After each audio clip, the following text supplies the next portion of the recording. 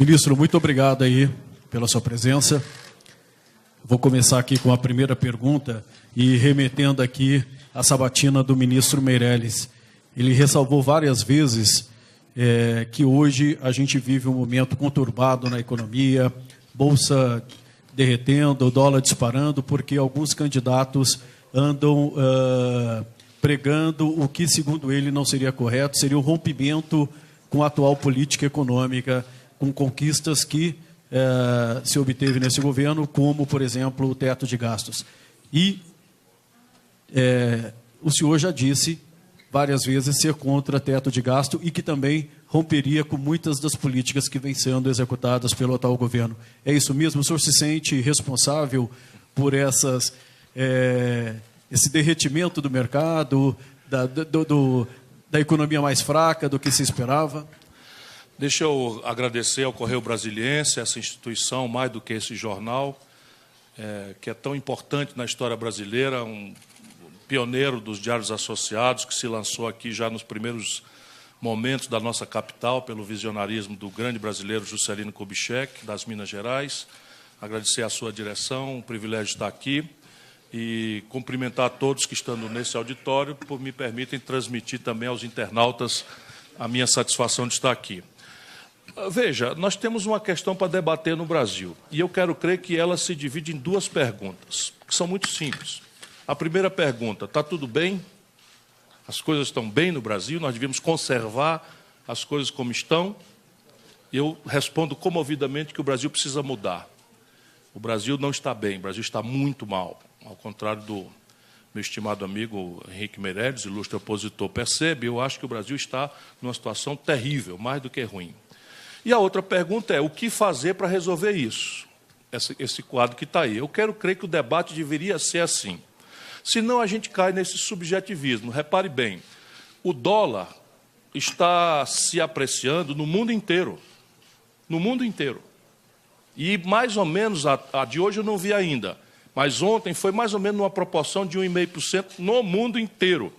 E não me consta que haja nenhum candidato no mundo inteiro para justificar. Se vocês recuperarem, especialmente quem está na internet, o que eu já andei dizendo sobre isso, porque é filme velho, é evidente que o Meirelles representa, não é por culpa pessoal dele, né, uma entidade fantasmagórica que se autorrefere mercado, sendo estritamente uma fração mínima do mercado, que é o setor rentista, financeiro, que se atribui, sem autorização de ninguém, uma tutela sobre a democracia. Eu respeito o mercado, mas não aceito essa tutela. E aí vamos ter clareza. Revogar a PEC 95 é um imperativo de fato. E eu digo sempre, existe uma razão mal criada para se afirmar isso e uma razão que é a que vocês merecem, uma razão mais elaborada. A mal criada é, por pouco que a gente que se insista, não há precedente no planeta Terra de ninguém estabelecer com uma Constituição rígida como a nossa, que exige 3/5 de reforma, um tabelamento de gastos por 20 anos. Não há esse precedente em nenhum lugar do planeta Terra. É simples de entender isso. E vamos entender por quê. Porque o Brasil nasce ao redor de 2.700.000 bebês por ano. Se nascem 2.700.000 bebês por ano, eu preciso ter maternidade expansiva para além da inflação e do gasto nominal. Eu preciso ter matrícula na pré-escola, eu preciso ter matrícula no ensino infantil, eu preciso ter matrícula no ensino médio.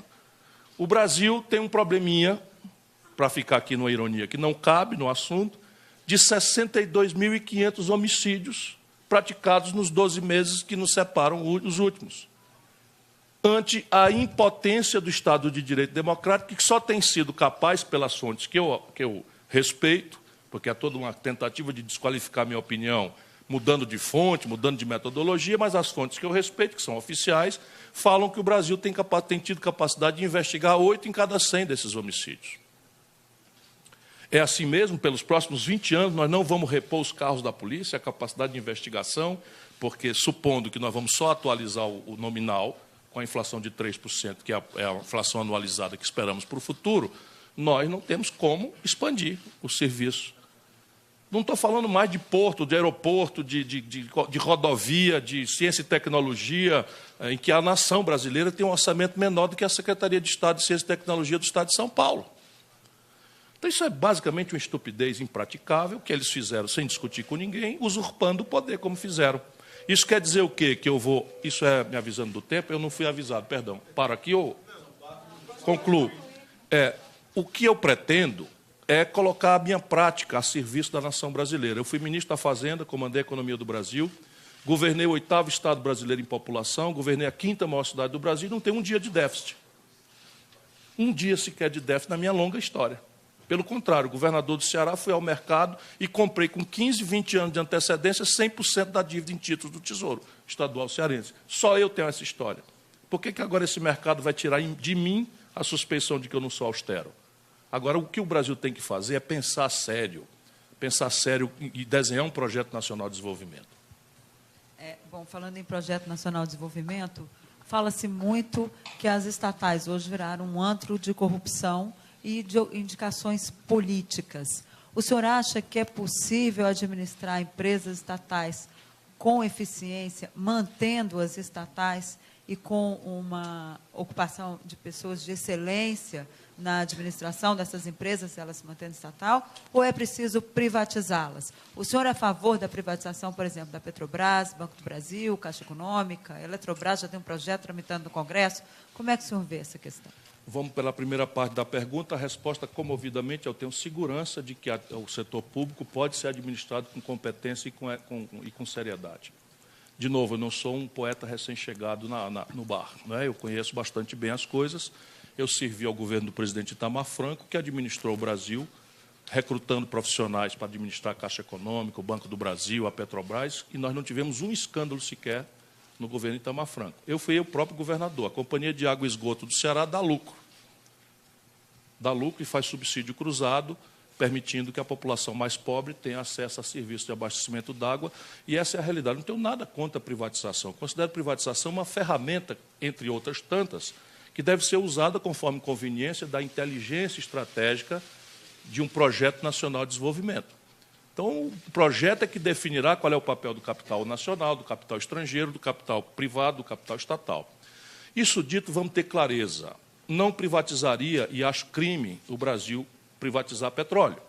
Por quê? Porque no mundo do petróleo é assim, 80% do mercado de petróleo é controlado por estatais e 20% controlado por um cartel. Esse país é um dos raros países do planeta Terra que tem mais do que autossuficiência, uma imensa sobra de petróleo. Portanto, nós podemos influir centralmente na política mundial de petróleo, em linha, por exemplo, com o diálogo com a OPEP. Nossa vizinha Venezuela é membro da OPEP, está desastrada nesse momento lá por política e tal, mas quando a OPEP consegue eficiência, os países exportadores de petróleo, como é o nosso, nadam em dinheiro. E o Brasil tem essa disponibilidade. 20 trilhões de reais já estão mapeados de riqueza. Nós vamos entregar isso para os estrangeiros em nome de quê? A pergunta é simples, em nome de quê? Corrupção. E a Odebrecht é estatal? Uma pergunta tão fácil. A Odebrecht, a empresa Odebrecht é estatal? Ou a gente tem que fechar a Odebrecht porque ela é corruptora, ou o corruptor não é corrupto?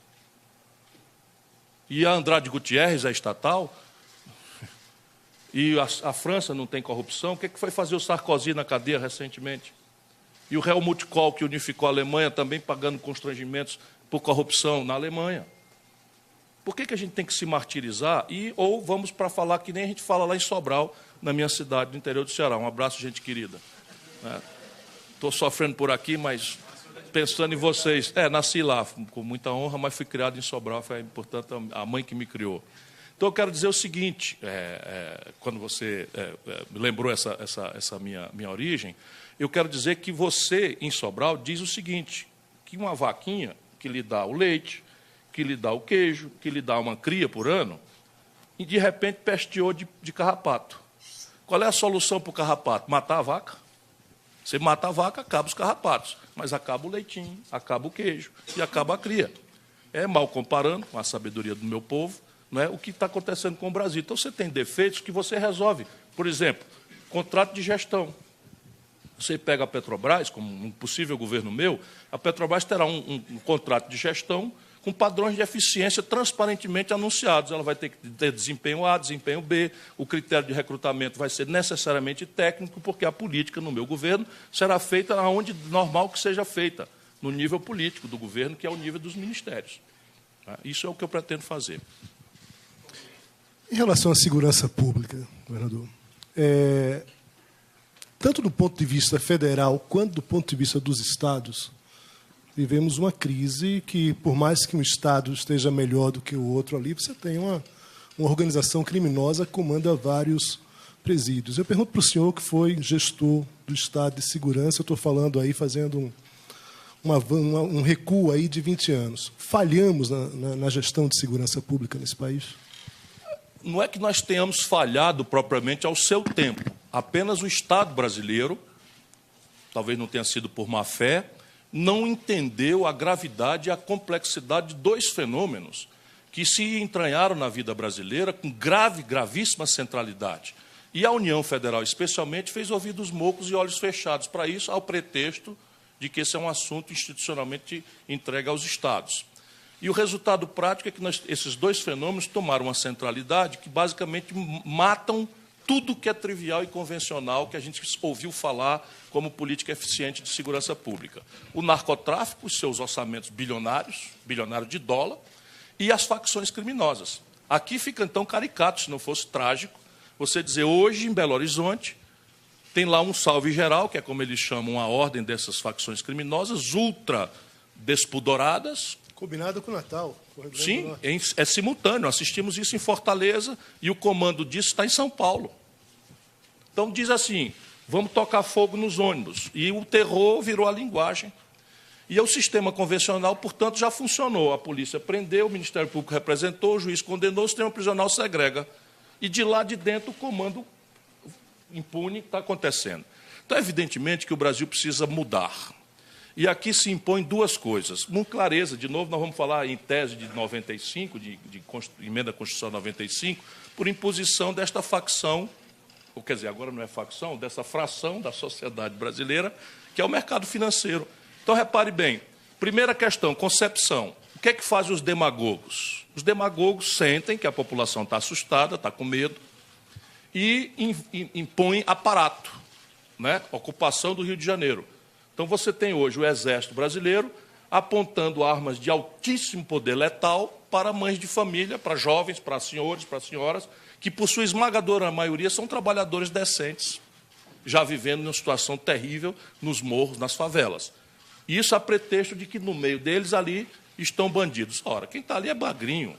Quem mora na favela é bagrinho. É bucha de canhão que o narcotráfico dá para a polícia fazer estatística e matar, a pretexto de que está enfrentando droga, enquanto o verdadeiro chefão do narcotráfico mora em São Conrado, mora na Barra, mora no Alphaville, em São Paulo, mora no Alphaville de Fortaleza, como a gente sabe realmente que é o que está acontecendo. Portanto, mudar a concepção. Nós precisamos criar um sistema, não... Tudo bem, o conceito em linha que o Congresso acabou de fazer, mas é só um anunciado de boas intenções. Vocês têm que criar um sistema nacional de segurança, hierarquizado funcionalmente, com divisão de tarefas, em que a própria Guarda Municipal já deveria ter uma primeira e não operacional tarefa de instrumentalizar um sistema nacional de inteligência e contra-inteligência. E aqui a cabeça, o sistema seria exatamente isso, unificar os serviços de inteligência das Forças Armadas, que não se comunicam entre si, porque, acreditem, as nossas inteligências sabem tudo. Sabe quem são os comandantes, sabe onde moram, por regra, sabe que tipo de fluxo estão fazendo, e estão ali acanhadas porque... O senhor sabia quando era governador do Ceará? A polícia do Ceará sabe tudo. Agora mesmo, nós estamos tendo lá, cada chacina que tem, não demora 48 horas, os responsáveis estão presos. Sabem tudo, tudo. Pode não conhecer o narcotraficante mor, que muda de identidade, que faz cirurgia plástica e não sei o que e tal, mas as cadeias de comando estão todas mapeadas. O sistema de inteligência do Exército sabe, o sistema de inteligência da Marinha, da Aeronáutica, da Polícia Federal sabe, das inteligências dos Estados sabem. O que há é uma brutal hipocrisia, porque, por regra, o dispositivo policial não considera razoável dissolver o pacto de não agressão das suas famílias que vivem nos bairros pobres e favelas em nome não é, de enfrentar um narcotráfico que é financiado pela burguesia brasileira ou pela burguesia estrangeira. Então, assim, eu vou botar o meu pescoço no laço para enfrentar o narcotraficante, que quem financia é o barão lá de Ipanema, que cheira cocaína. Essa é a grande questão. Ministro, agora a pergunta é do Fábio Greck, do Sindifisco. Como é que vai, candidato? Vamos falar sobre tributação. Em 1996, em meio a uma grave crise cambial, o governo isentou de tributação a remessa de lucros ao exterior pelas multinacionais que operam no Brasil. Passados 22 anos, a medida continua em vigor. Com isso, o Brasil perdeu poder de barganha com os demais países para realizar acordos de tributação, para exonerar de tributos no envio para o Brasil, o lucro das empresas brasileiras que operam no exterior, já que oferecemos essa vantagem de maneira unilateral a todos os países do mundo. O que o senhor pretende fazer para acabar com essa distorção tributária? Como toda pergunta inteligente, traz a semente da resposta. O Brasil precisa resolver a simples pergunta de onde virá o dinheiro para a gente qualificar a política nova de segurança pública, para qualificar a política de saúde, para qualificar a política de educação e, fundamentalmente, dizer de onde virão as energias para retomar o desenvolvimento do país de maneira a responder essa tormentosa questão do desemprego aberto e da informalidade que já atinge 50 milhões de compatriotas nossos, entre informais e desempregado aberto e pessoas que desencantaram, né, de buscar emprego. Nós estamos nos aproximando de criminosos 50 milhões de pessoas. E aí, evidentemente, que a lei do menor esforço indica aquelas coisas que estão em linha com as boas práticas internacionais, porque simplifica um pouco o debate com uma fração da elite que é extraordinariamente egoísta e que pouco se importa se o nosso povo está morrendo nos hospitais, desde que o rentismo seja remunerado na conta abusiva com o que tem acontecido no país. E o que está em linha internacional que o Brasil subtributa? Lucros e dividendos, sejam eles para remessa ao estrangeiro ou não, só o Brasil e a Estônia não cobram. Heranças, que no mundo vai de 29% a alíquota mínima para as grandes heranças dos Estados Unidos a 50% em alguns países nórdicos, o Brasil cobra 4%. Menos o Ceará, que cobra 8% no teto do que a Constituição permite, e não por acaso o Ceará é o estado mais líquido fiscalmente do Brasil, né? Evidentemente sendo um dos mais pobres, porque senão vão lançar na minha cara as graves contradições de um estado paupérrimo como o meu estado, mas que tem conseguido, né, números absolutamente excepcionais, não só do ponto de vista do Estado meio, saúde fiscal, composição de dívida, etc., etc., como políticas públicas, não é?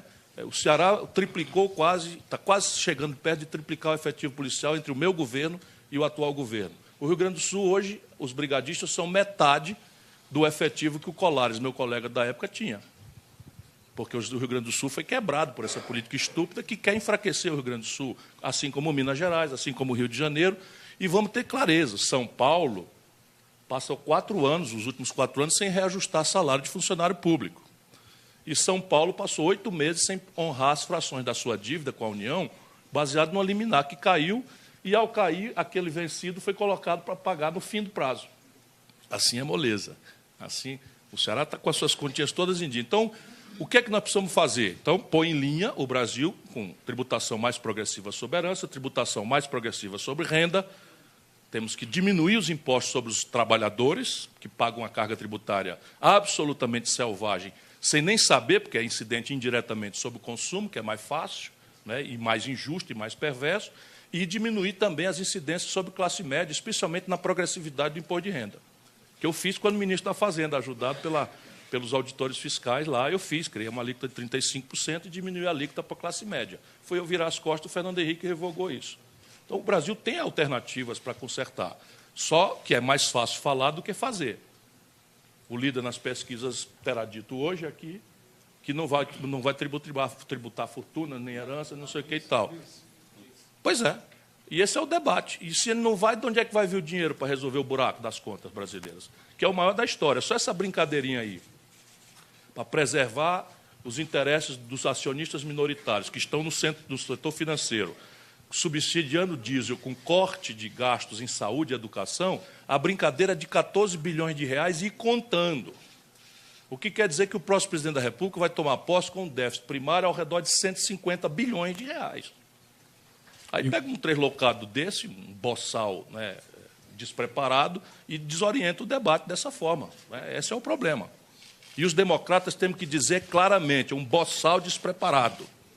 Porque, tudo bem, quem vai decidir isso é o povo. Mas os democratas, aqueles que amamos as liberdades democráticas, temos obrigação de extirpar esse câncer enquanto ele ainda pode ser extirpado. Por favor, Paulo. A autonomia do Banco Central é considerada um mecanismo, considerada por gente de mercado, alguns da academia, enfim, como um mecanismo que poderia baixar os juros ao dar uma garantia de exercício da política monetária. Bom, a gente sabe que o senhor é veementemente contra a autonomia do Banco Central. Como os juros do Brasil, que ainda estão entre os mais altos do mundo, ainda que se tenham reduzido muito, como é que os juros vão se reduzir no seu governo? O senhor vai determinar para o Banco Central que ele baixe os juros? Não, claro que não. Repare uma coisa, desde uma certa madrugada que o Banco Central brasileiro opera de forma criminosamente autônoma. Autonomia quer dizer o seguinte, num primeiro momento, entregamos ao Jorge Soros, o Banco Central brasileiro. No segundo momento, entregamos ao Banco de Boston. No terceiro momento, entregamos ao quinto nível do Bradesco. E, neste momento presente, entregamos ao Itaú. Isto é o que se fala autonomia do Banco Central. Vamos ter clareza disso. No mundo inteiro, isso é crime. Esse trânsito de gente da iniciativa privada para o setor público e do setor público para ganhar dinheiro no setor privado, carregando informação privilegiada, esse Maílson da Nóbrega já vive disso, decrépito como está, produziu inflação de 84% num mês no Brasil e vira consultor, porque não é consultor de coisa nenhuma, é traficante de informação privilegiada, de política de câmbio, de política de juro, que é o que tem assaltado o Brasil esses anos todos. Então, repare bem, eu sou a favor de que o Banco Central seja mandatado por um presidente da República eleito pelo povo para perseguir a menor inflação a pleno emprego. E qual é o exotismo da minha proposta? Isso está em linha com as boas práticas da maioria esmagadora dos países civilizados do planeta Terra. Mesmo que eleve a inflação atual... Desculpa, o senhor acabou de ouvir o que eu acabei de dizer. O Banco Central brasileiro, no meu governo, será mandatado para perseguir a menor inflação a pleno emprego. Aí, botei um argumento, em linha com as melhores práticas da esmagadora maioria dos países civilizados do planeta Terra. Então ele vai ter duas metas, não só metas de inflação. Tem que botar um olho no gato, outro no peixe. Ele tem que olhar para a inflação e tem que olhar para o emprego do povo. Mas o senhor acha que isso funciona? Isso funciona? Pergunta ao Fed norte-americano, porque essa é a política... Mas o Brasil não é os Estados Unidos. Quer dizer, aqui não, o Brasil é melhor do que os Estados Unidos nesse aspecto. Porque os Estados Unidos têm um problema de déficit primário crônico, estrutural, invencível, que é financiado secularmente pela emissão do dólar. Mas não tem inflação. Sim, agora não tem inflação. E o Brasil tem? Agora não, mas já teve. E recentemente a gente andou flertando com a inflação. Ninguém flertou com a inflação, isso é mentira. Isso é mentira. A inflação de 2 dígitos não é inflação? Não, não é inflação, é mentira. Projetou-se uma inflação de 11 pontos por uma razão e somente uma. Nada que o Banco Central enfrente com taxa de juros. Isso é mentira, nós estamos todos intoxicados com essa mentira. Por que eu estou querendo dizer? Qual é a inflação que projetou-se sob o governo Dilma a justificar a política de juros de 14,25%? Uma mudança de patamar que acontece ciclicamente no Brasil da taxa de câmbio. Então, vamos botar o nosso povo na jogada. É assim, ninguém compra dólar, mas a gente come pão. E pão é trigo. E o Brasil não produz trigo com suficiência para o pão que a gente consome. Portanto, a gente tem que comprar trigo de fora. Tudo que a gente compra de fora paga com dólar. Se o dólar sai de 2 para 4, como aconteceu com a Dilma, o preço do pão tende a dobrar no curto prazo. O Brasil abriu mão de uma política industrial de comércio exterior, intoxicado com essas pusilanimidades ideológicas que nos vendem como ciência boa, e nós hoje importamos dos fármacos brasileiros 80%. Então eu precisava de R$2 para comprar $1 de Tilenol. De repente, eu preciso, do dia para a noite, não mudou nada, eu preciso de R$4 para comprar o mesmo dólar de Tilenol. O Tilenol dobra de preço. O Brasil não compra dólar, mas anda de ônibus. O Brasil adotou a linda, extraordinária política Pedro Parente / Michel Temer. Cadê a madeira? Né? Não tem madeira aí? Né? De exportar petróleo bruto barato e importar diesel e gasolina em dólar. Aí papoca o dólar, explode o dólar, o preço da passagem de ônibus imediatamente é tensionado para cima, e aí sobe a passagem de ônibus. Qual é o efeito, meus companheiros, meus compatriotas? Eu desafio um acadêmico da banda deles, chama qualquer um deles para conversar comigo, e a pergunta simples é: qual é o efeito da taxa de juros sobre um preço que subiu once and for all porque mudou a taxa de câmbio. Dá-se um silêncio. Eu autorizo qualquer um que me conteste aqui para a gente entabolar o raciocínio. E a gente fica repetindo essas coisas. Aí depois tem um outro tipo de preços, preços administrados pelo governo. A Dilma mete um tarifaço de 72% na conta de energia elétrica. Em São Paulo, no dia seguinte que se reelege e toma posse, esse imediatamente é insumo para tudo. Há uma pressão no IGPM, que é o indicador que o Fernando Henrique criou, para dolarizar as tarifas, para entregar o capital estrangeiro. E o resultado prático qual é? Vai para o índice de inflação, o preço administrado pelo governo. Qual é o efeito da taxa de juros sobre um decreto do governo que diz o seguinte: o quilowatt-hora que era 100, agora é 172. Mete a taxa de juros em cima, efeito? Zero. Mas e o período que essas tarifas públicas ficaram congeladas? Não mude de assunto. Não, estou falando dos preços dos combustíveis ficaram congelados. Primeiro degluta o que eu acabei de dizer. Não, eu degluti. Agora vamos falar de outro assunto. Como é que se administra tarifa pública? Então, primeiro ela congelou, ela interveio no preço da energia. Errou totalmente. MP 500. Errou totalmente. 579. Quem tem que defender a Dilma não sou eu. Não, eu não estou eu não estou criticando também, só estou constatando a realidade. Eu critico. Repare bem. Quanto é que deve ser a tarifa de energia elétrica num país como o nosso? Deve ser custo de produção, remuneração do imobilizado, do investimento, amortização, né, da depreciação e lucro, em linha com os competidores internacionais, se os houver. Em setores não concorrenciais, é preciso ser um preço administrado pelo governo, porém em cima de uma planilha de custos transparentemente validada pelo mercado. E aí eu gosto dessa crítica, o mercado cumpre um papel muito relevante. Tudo bem. Agora vem o seu Pedro Parente, / Michel Temer, com licença da má palavra, né? E faz assim: o Brasil deixa 40%, quase 35% da sua capacidade de refino ociosos, as fábricas paradas, vende petróleo bruto barato, em real, em dólar, claro, e compra gasolina, óleo diesel, lubrificante do estrangeiro. E ao invés de cotar 80% do petróleo do Brasil, do insumo petróleo, ainda é nacional, produzido em real. Ainda que tenha custos incorrentes de câmbio, por algumas coisas de royalties que a gente não tem, fretes, etc. Parte substantiva é assim. Então, na prática, o barril de petróleo da Petrobras, impostos inclusive, dá $33. O que é que o senhor Pedro Parente está fazendo? Cobrando $75, porque está referindo o preço não a custo nacional, mas a preço especulativo do mercado de petróleo de Roterdã, do circuito internacional. Que isso? Aí vem uma depreciação cambial que está ocorrendo, eu quis brincar, mas ela está ocorrendo por uma razão. O Brasil, contra o que eu andei falando nesses últimos 12 anos, infelizmente para amigos, agora para adversários, o Brasil está perdendo uma janela de oportunidade de ouro, que foi, em 2008, para esconjurar a crise, os americanos trouxeram a taxa de juros dele, que é baliza para o mundo, para zero ou negativa.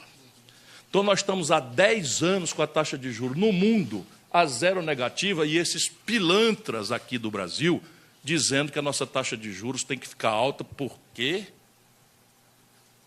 Porque a inflação é alta. Mas juro, meu irmão, parece que você não ouviu o que eu falei. Juro só funciona contra a inflação se o componente inflacionário for excesso de demanda. Também ninguém precisa ser economista para entender. Minha base produtiva é capaz de produzir 100 e o meu povo tem renda mais crédito na praça capaz de comprar 120. Aí você tem o que a economia chama de hiato de produto, dá-se uma espécie de leilão, o preço sobe, tira os 20 mais pobres e acomoda o negócio.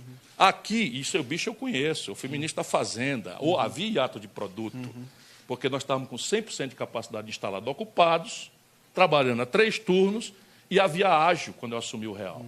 E aí só tinha uma saída, choque de oferta, ou então íamos perder o real das mesmas doenças que mataram lá atrás o cruzado. Eu tenho essa honra de ter ajudado o Brasil a enfrentar isso pelo caminho oposto dessa mistificação que está destruindo nossa pátria. Pois bem, hoje, meu irmão, minha irmã querido, hoje 30% da capacidade instalada da indústria brasileira estão ociosos. Então não tem sobredemanda.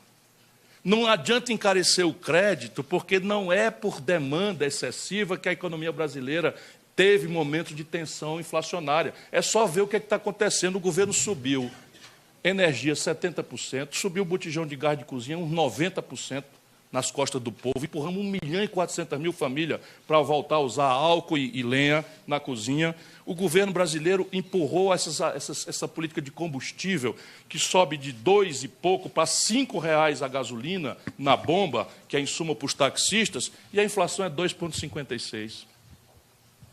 Por que a inflação é 2,56%? Porque a economia está indo para o vinagre. Todos os preços livres estão despencando. Nós estamos destruindo empresas. O Walmart está indo embora do Brasil. Enquanto isso, vamos desfocar aqui o dia a dia.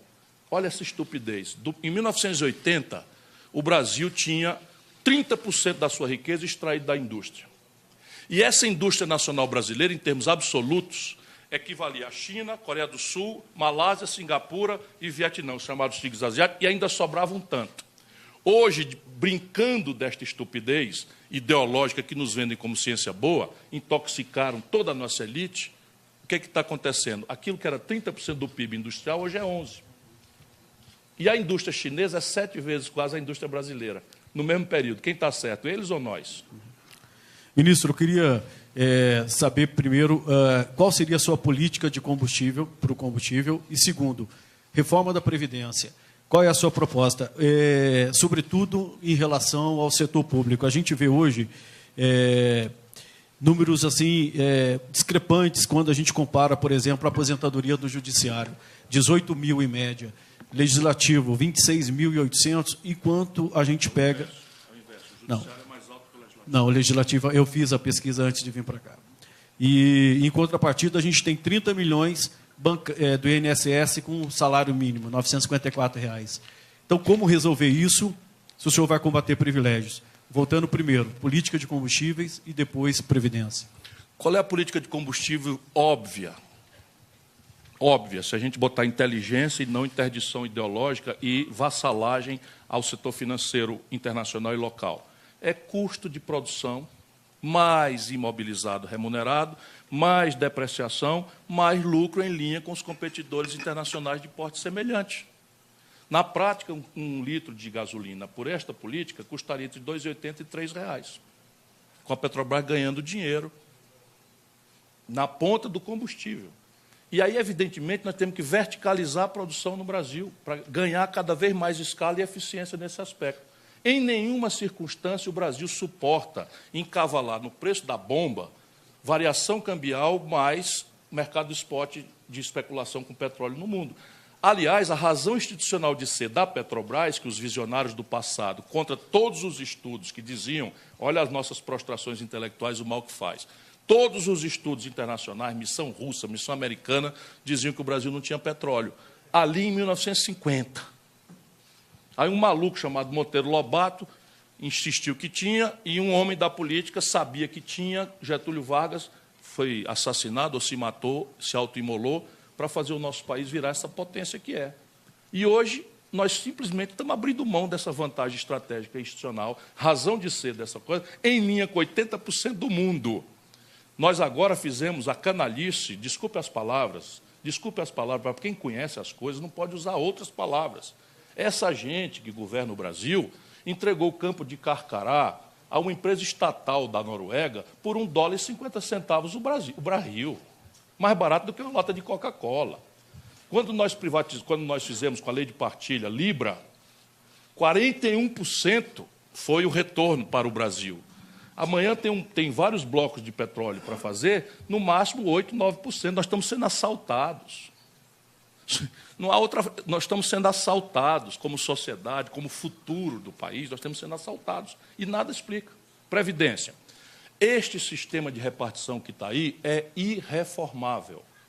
Então, a elite brasileira, empurrada por essa mesma mistificação, propaganda, afirma, com o artigo definido A, que o Brasil precisa a reforma da Previdência. Que reforma da Previdência? Vamos lá. Vamos supor a última versão da reforma da Previdência, chamada com artigo definido A, do senhor Michel Temer. Eu gosto de estudar as coisas. A última versão economizariam economizaria 360 bilhões de reais em 10 anos.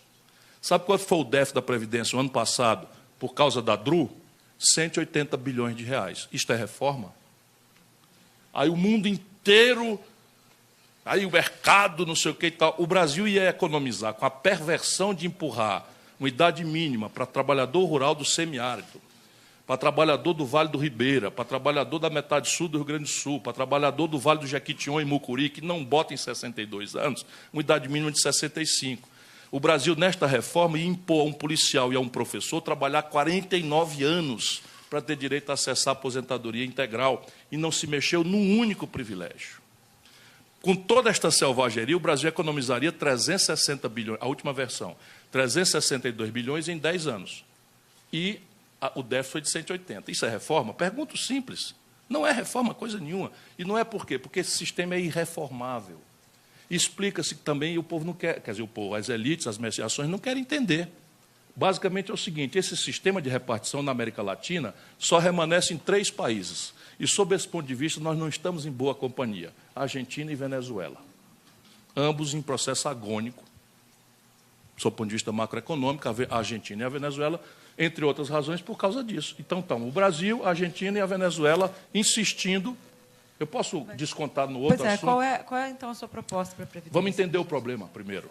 Porque se a gente não faz o diagnóstico correto, a terapêutica não será percebida. Pode descontar de tudo mais, porque isso aqui é um ponto. Então, repare, a lógica do sistema de repartição é juventude demográfica e alta formalidade no mercado de trabalho.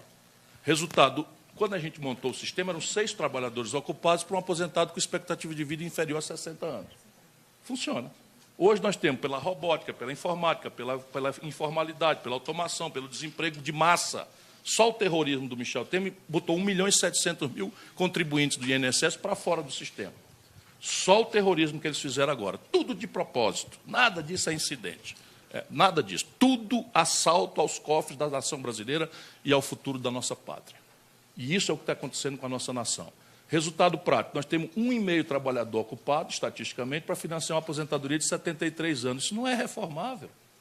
Então, eu estou propondo um debate em que a gente cria um novo sistema, que para o futuro será de capitalização, que eu defendo público, sob o controle dos trabalhadores, vigiado por agências de risco para a eleição das aplicações. Porém, a grande questão aqui, que os estudiosos querem destruir a proposta, é que a transição é muito difícil. Eu sei, fácil é dar aula de sociologia, como o Fernando Henrique Cardoso. Né? É difícil mesmo. Agora, é a única forma do Brasil fazer uma reforma que sinalize no tempo para um desenho institucionalmente faz. Isso se faz em 3 pilares. Encerro. Primeiro, segregar do orçamento da Seguridade Social todos os benefícios de pessoas que não contribuíram. E a determinar que isso é tarefa do Tesouro, coisa que o Constituinte de 88 errou. Não pelo mérito, foi bem intencionado, mas botamos 10 milhões de trabalhadores rurais para receber sem ter contribuído. As bases atuariais da Previdência quebraram só neste passo de outros tantos. O que eu proponho? É que todos os brasileiros tenham direito a um salário mínimo, como um programa de renda mínima cidadã, independentemente de qualquer condicionalidade. Contribuiu ou não contribuiu. Transparentemente segregado do orçamento atuarial da Previdência. Um regime de repartição, mantendo esse daí em extinção, pelo prazo que nós conseguimos negociar, porque aqui depende. Se a gente, teoricamente, fizesse um grande acordo e estabelecesse um limite de 4 salários mínimos como teto para o futuro, sem mexer no direito de ninguém, você poderia atenuar essa transição, ou 3 salários mínimos, idealmente, você podia atenuar mais ainda os custos explícitos dessa transição seriam perfeitamente palatáveis e, a partir daí, todo mundo, um regime único para todo mundo, servidor público ou privado, preservados os direitos adquiridos, e não é por generosidade minha, é que os privilégios no Brasil são das corporações do setor público, que detêm o monopólio de julgar as reclamações sobre isso. Então, se você retroagir qualquer providência para mexer no direito de um promotor, de um procurador da República, de um juiz, ele simplesmente vai achar um caminho de uma ação declaratória declarando nula. É muito melhor você dar transparência a essa contradição brasileira, que, aliás, está escrita na Constituição, que é irretroativa a norma que fira direitos adquiridos, e aí projetar para o futuro. Quanto mais excelência houver no entendimento, mais rápido nós chegaremos ao ideal. Quanto menos excelência no acordo de partida, menos chegaremos, mas chegaremos numa situação e noutra. E aqui os custos de transição eu estou estudando. E são praticáveis, não são aberrações, não. O senhor falou aí, o senhor já criticou... O Bolsonaro fez a proposta dele aqui, não? Hã? Não. Ele disse que tinha... Vocês estão rindo de quê? O cara não é candidato a presidente, que nem eu? Agora, o senhor já criticou o ex-presidente Fernando Henrique, a ex-presidente Dilma Rousseff, o senhor tem críticas ao PT, ao engraçado, PSDB... vocês fazem as perguntas para mim e não querem que eu responda, e eu que sou culpado. Mas o senhor vai ter que governar com os outros partidos também, claro. Porque o PDT é um partido que não tem maioria no Congresso para isso. Como é que o senhor vai fazer? Como é que o senhor vai chamar esses partidos para um diálogo? Primeiro, Uma vez que o senhor já perdão. chamou de essa gente todo o espectro aí da política. Não, todo o espectro E não. sim, o Bolsonaro respondeu sobre isso. Foi? Sobre a relação no Congresso. Não, com o Congresso não, estou perguntando da reforma da falando Previdência. da reforma da Previdência. Não, a reforma com o Congresso eu vou buscar no YouTube para ver. Repare bem, Denise... Todo mundo fala muito do seu temperamento, né? Que o senhor é muito explosivo. E eu sou? Esse diálogo com o Congresso. Então, o diálogo com o Congresso, eu sou ex-congressista, fui o deputado federal mais votado do Brasil, fui governador do Ceará, tive unanimidade na Assembleia, fui prefeito de Fortaleza, tive unanimidade na Câmara, fui deputado estadual de oposição, fui deputado líder do governo, ninguém acumulou a experiência que eu tenho. E assim, você acha que alguém seria o governador mais popular do país se fosse esse maluco que alguém quer produzir? Você acha que alguém, tendo sido ministro da Fazenda, comandei a economia do Brasil, qual foi o disparate que eu cometi? Está aí a história. Hoje em dia tem YouTube para tudo, tem Google para tudo. Qual foi o disparate que eu cometi como governador do 8º Estado brasileiro? Isso tudo é versão, porque não podem dizer que eu sou picareta. 38 anos com essas oportunidades todas, nunca respondi por um mal feito, nem por corrupção, nem para ser absolvido. Agora, o diálogo está mais difícil, não está? Um minuto só. Não, está mais fácil. Está mais fácil. Repare bem, vamos entender a história brasileira para entender a natureza do problema. A natureza do problema não é de habilidade. Porque o Fernando Henrique teve tudo no primeiro mandato e se ferrou no segundo mandato, e sendo o mesmo príncipe encantador de serpentes que ele sempre foi. O que é que mudou de um lado para o outro? É que se desconstituiu a base popular e a coesão do povo ao redor dele, que no primeiro momento permitia a ele propor o que quisesse e ele não propôs nada para a gente justificar que a culpa é do Congresso. Isto é uma grande mentira da elite brasileira. Quer dizer que eu absolvo as contradições do Congresso? Não. Não absolvo, eu fui parlamentar, fui deputado federal. Foi o pior momento da minha vida pública, eu me desencantei rapidamente. Eu peguei no tempo que estava em plena comando da Câmara o Michel Temer e o Eduardo Cunha, batendo bola um com o outro para roubar a nação.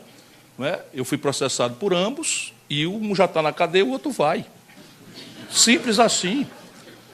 Vocês estão duvidando? Acharam 23 milhões de reais agora na conta do coronel compadre. O coronel amigo que pagou a conta, tudo documentado, da filha dele. Aí todo mundo fica chocado. Como é o Ciro, um temperamento. E é isso, por elegância, agora nós vamos deixar tudo isso acontecer.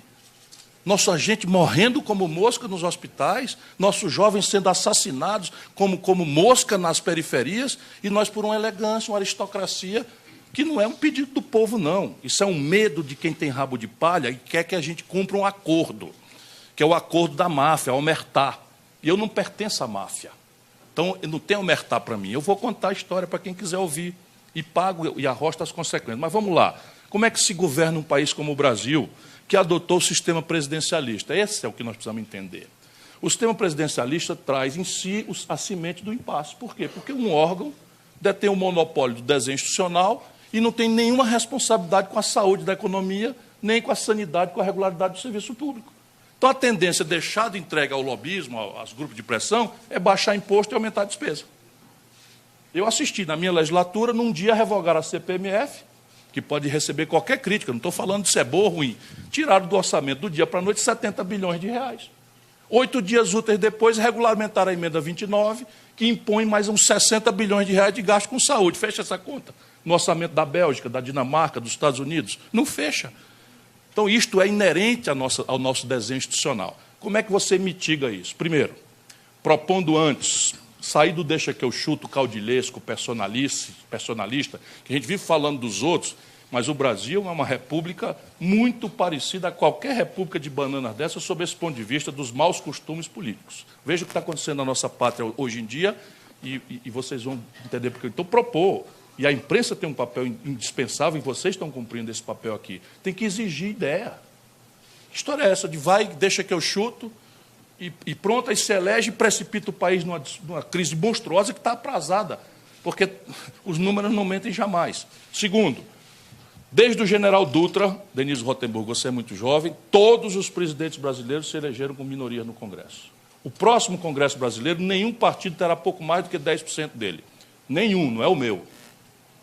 Dado que o Congresso tem 513 mais 81, vamos tirar só a Câmara, o partido que vai fazer mais vai fazer 60 deputados, e olhe lá. E provavelmente o PDT fará esses 60 deputados, se eu tiver isso na minha proposta. Já tem 21, né? Enfim.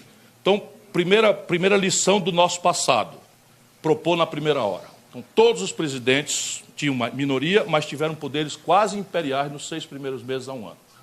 Por que não faz reforma o Fernando Henrique? Porque não tem proposta. O que ele fez no primeiro ano? Ele passou a reeleição, que era uma contradição pesadíssima contra as nossas tradições, e ele, quando quis, passou a reeleição. Mas o que ele fez? Ele aumentou a carga tributária de 27% para 36,5% do PIB. E a elite, hoje em dia, todo mundo ainda hoje bate palma, porque nós vivemos intoxicados por propaganda. Ou isso é verdade ou não é.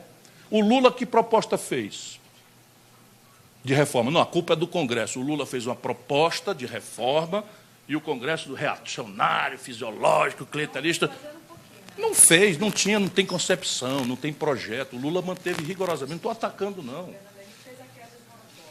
Fez a quebra do monopólio? Não, o Fernando Henrique fez uma coisa só. Extinguiu a distinção entre empresa nacional de capital nacional e empresa estrangeira. Simples e puramente. Quando o mundo inteiro caminha na direção oposta, ele fez isso na Constituição. Só isso, no primeiro ano. Por isso que eu rompi, eu ajudei a fazer o Real, era o único governador do PSDB, rompi e fui para a oposição sozinho, sem ninguém querer entender.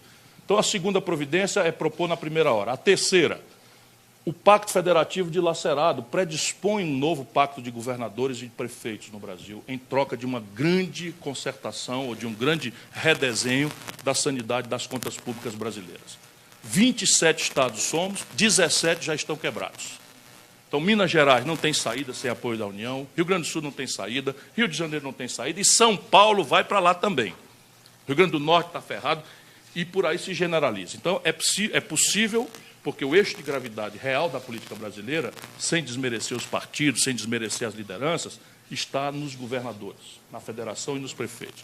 E quarto e último, se de todos esses esforços o entendimento não for possível, naquilo que restar de impasse, convocar o povo a votar diretamente, através de plebiscitos e referendos. Ou você acha que algum dia o Congresso da Suécia, da Dinamarca, da Noruega ou do Brasil vai votar contra privilégios de poderosos para atender as crianças que estão jogando bola de gude na rua? Então é preciso trazer o povo para maduramente votar.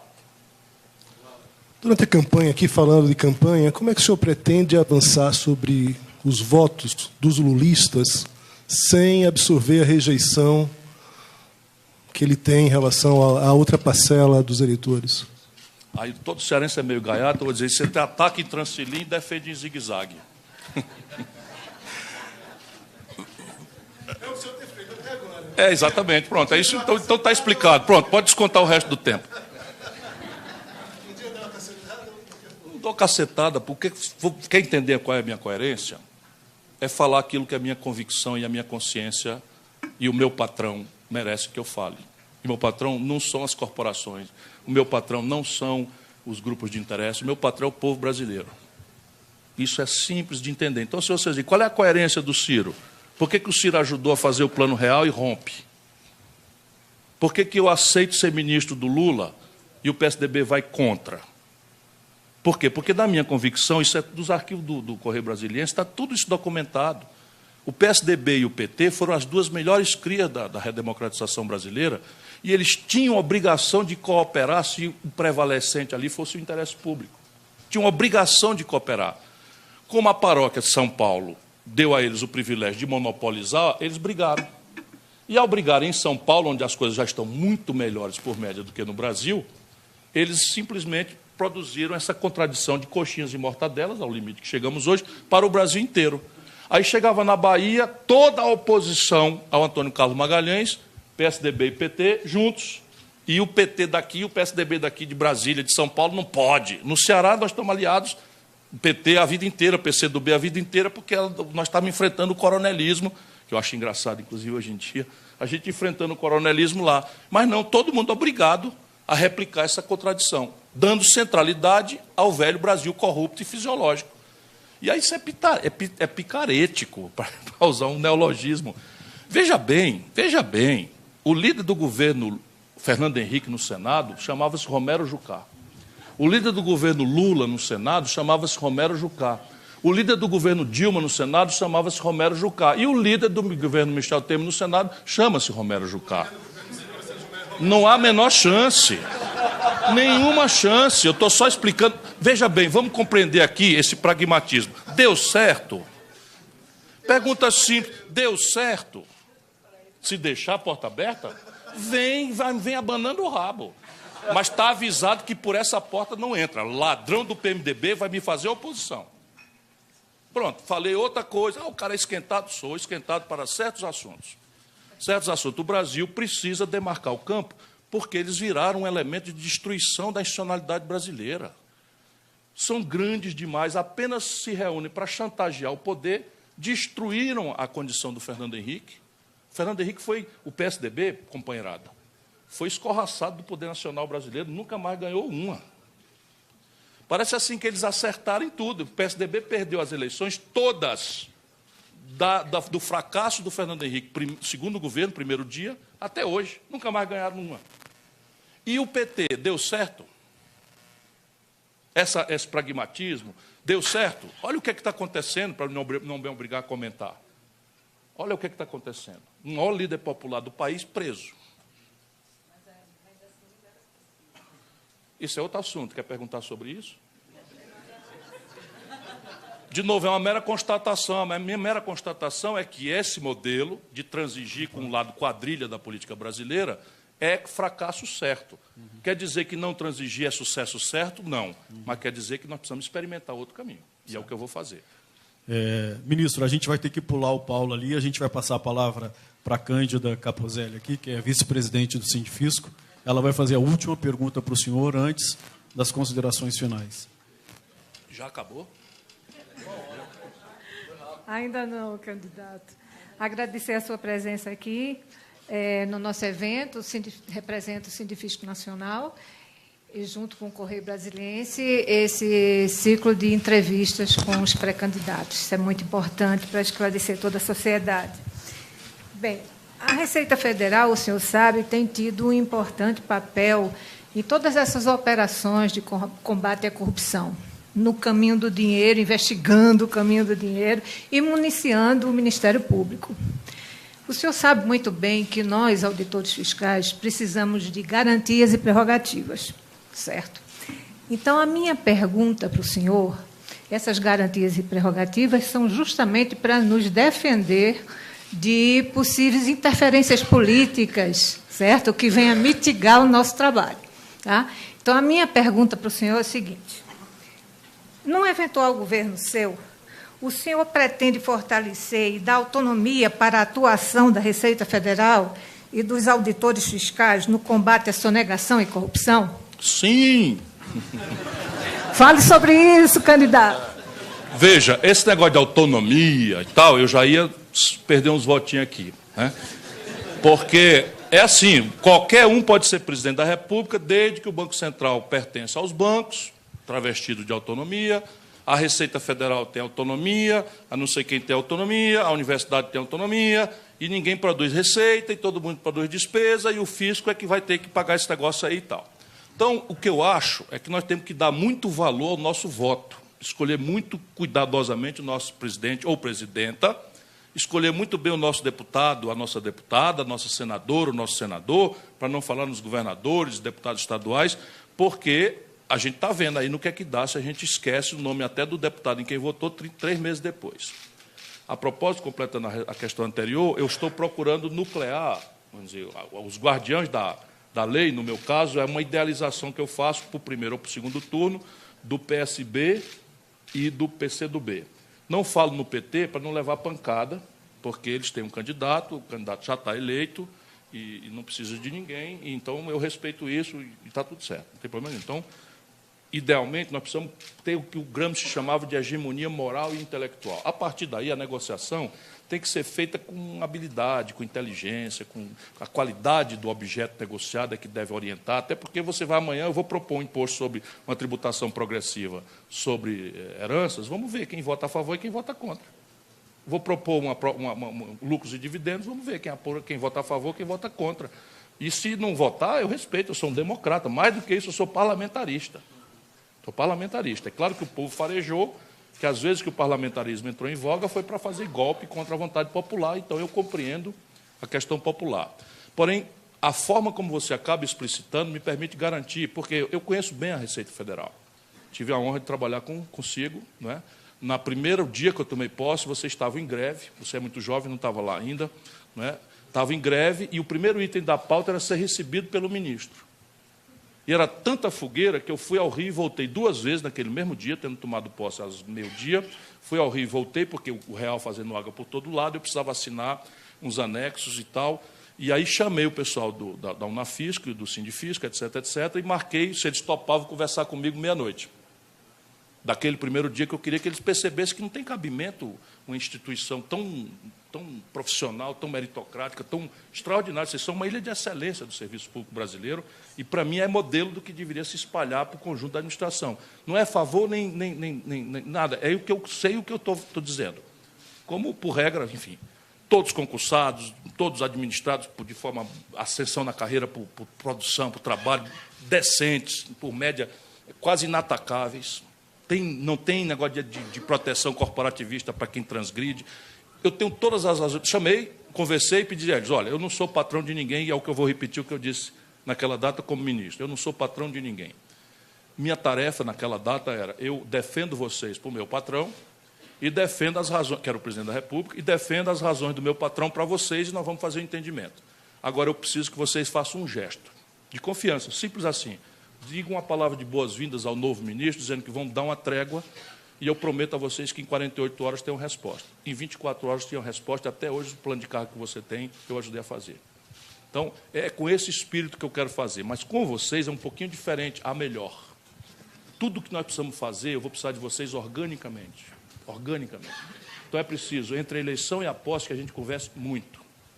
Eu pretendo fazer auditoria da dívida, eu pretendo fazer essa reforma tributária, eu pretendo rever com peito fino todas as renúncias fiscais do país, que eu estou me impondo a tarefa de sanear as contas do Brasil em 2 anos. E sem vocês é impossível. Então, conte comigo.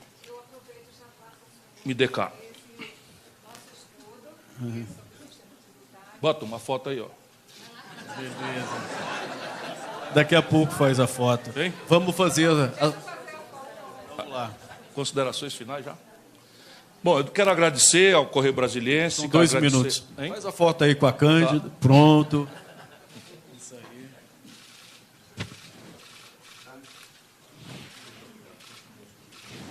Bom, só tem 2 minutos aí. Eu quero agradecer ao Correio Brasiliense, me desculpar pela paixão com que eu abordo as questões, mas eu estou convencido de que o Brasil hoje é um país que não merecia passar pela infelicidade coletiva que o nosso povo está sofrendo.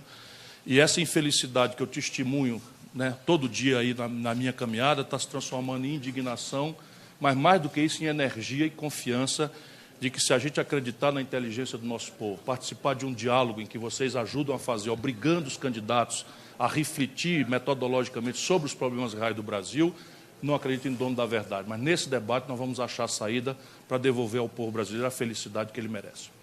Ministro, em nome do Correio Brasiliense e do Sindifisco, eu agradeço muito aqui a sua presença e dizer que as portas do Correio estão abertas aí ao senhor. Tá? Quando puder, venha, será muito bem recebido. Muito obrigado.